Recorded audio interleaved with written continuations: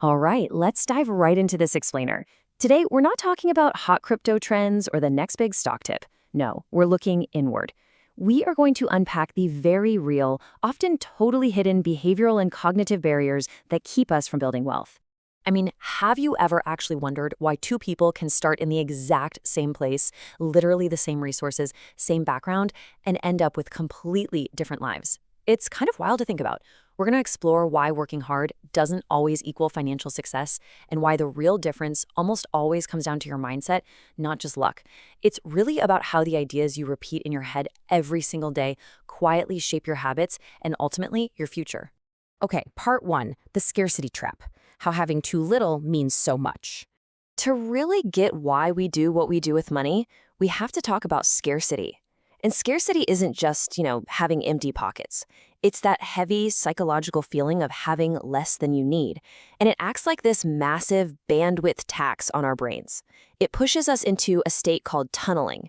When you're tunneling, your brain basically forces you to focus only on the immediate emergency, like making rent tomorrow, and you neglect everything else. You literally lose the mental space to even think about long-term goals.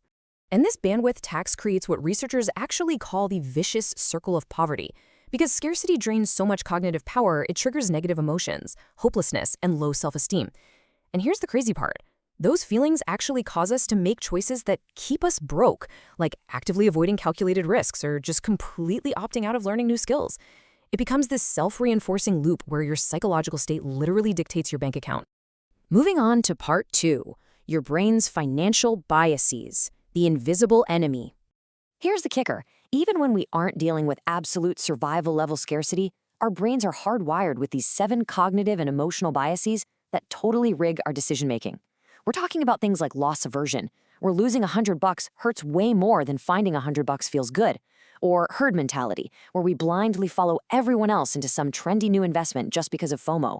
These innate blind spots force us into making really poor, emotionally driven choices. We buy at the top out of sheer greed, and we panic sell at the bottom out of fear.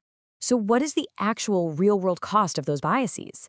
Well, data for Morgan Stanley over a 30-year period shows the benchmark return for a balanced portfolio was 8.8%. But the average U.S. investor, they only managed 4.8%. Why? Because of all that emotional investing, trying to time the market, chasing past performance, and freaking out over headline news. Our own brains literally cost us almost half our potential gains. Now, you might hear a 4% difference and think, no big deal. But thanks to the magic of compounding, over 30 years, an emotion-free portfolio grows to over $1.2 million. Meanwhile, the average emotional investor, they're sitting on just $405,000. That is an $840,000 gap, literally missing out on almost $1 million just because of unmanaged mental biases. Which brings us to part 3, rich mindset versus poor mindset, the operating systems. Think of these as the 2 main operating systems for your brain. Now, a rich mindset fundamentally sees money simply as a tool. It's just a mechanism you use to build freedom, options, and security. But a poor mindset, it views money as this massive emotional goal. It's something to stress over, fight over, or depend on entirely for happiness. And that heavy emotional attachment just creates constant anxiety and traps people in short-term defensive thinking. And then there's how we take action. A rich mindset doesn't just sit around waiting for the motivation fairy to strike. It relies on steady, quiet discipline. Discipline is what gets you up and working even when you're exhausted.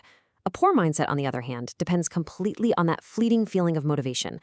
And the danger there is obvious, right? The second you don't feel inspired, the effort just completely stops. When it comes to risk, say an opportunity to invest in a new business, someone with a rich mindset calculates the odds. They take smart, calculated risks because they know they've diversified to cushion the blow if things go south. But someone with a poor mindset is incredibly risk-averse. Thanks to that loss aversion bias we talked about earlier, they will immediately turn down the opportunity just out of pure fear of losing their current cash, completely missing the chance to actually grow their wealth. Now, time is the one resource we all have exactly the same amount of, but how we use it is night and day. A poor mindset constantly craves instant gratification. It wants comfort right now, today.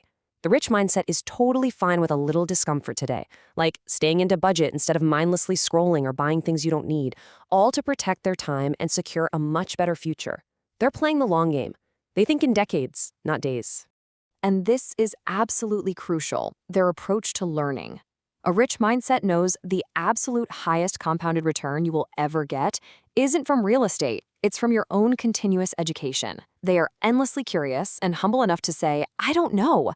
The poor mindset, it actively dislikes learning, prioritizes protecting its ego at all costs, and gets super defensive the second its existing beliefs are challenged. All right, part 4, habits keeping you poor, the real-world manifestations. Let's step out of theory and look at your actual day-to-day. Are you spending more than you earn? Avoiding investing just because it feels scary? Maybe relying on just one single paycheck? Or flying totally blind without any financial goals? This checklist is exactly how a poor mindset practically guarantees a stagnant bank account. If you don't have a plan, you are literally just drifting and letting your biases steer the ship. You might have a little wait, that's me moment right here. Because honestly, we have all done this. You walk into the grocery store just to grab some milk, and you walk out with a cart full of trendy stuff you absolutely did not need. A rich mindset practices essential spending. They buy the milk and leave. The poor mindset constantly falls for impulse spending, prioritizing a fleeting trend or their image over protecting their actual net worth. And when things inevitably go wrong with our finances, how you react changes the whole game. A rich mindset takes 100% personal responsibility and pivots straight to finding solutions. They adapt. A poor mindset instinctively points fingers at the system, at bad luck, or at other people. But here's the absolute truth. Taking responsibility gives you the power and freedom to change.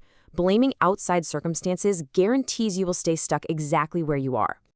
Finally, part 5, rewiring your financial future, taking action. Okay, so the really amazing news here is that your mindset is absolutely not fixed. Rich and poor aren't permanent labels tattooed onto your DNA. Mindset is basically a muscle. It's built through repetition, reflection, and conscious choice. You can literally unlearn these destructive patterns just by catching your own negative self-talk and intentionally choosing growth over easy comfort. It all really boils down to this fantastic concept. Discipline creates consistency, and consistency creates results. Forget the whole get-rich-quick fantasy or waiting for a massive burst of inspiration.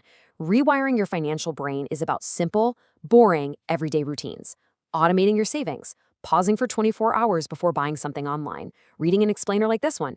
Over time, that steady discipline builds immense trust in yourself to actually reach your goals. So, I want to leave you with this to chew on.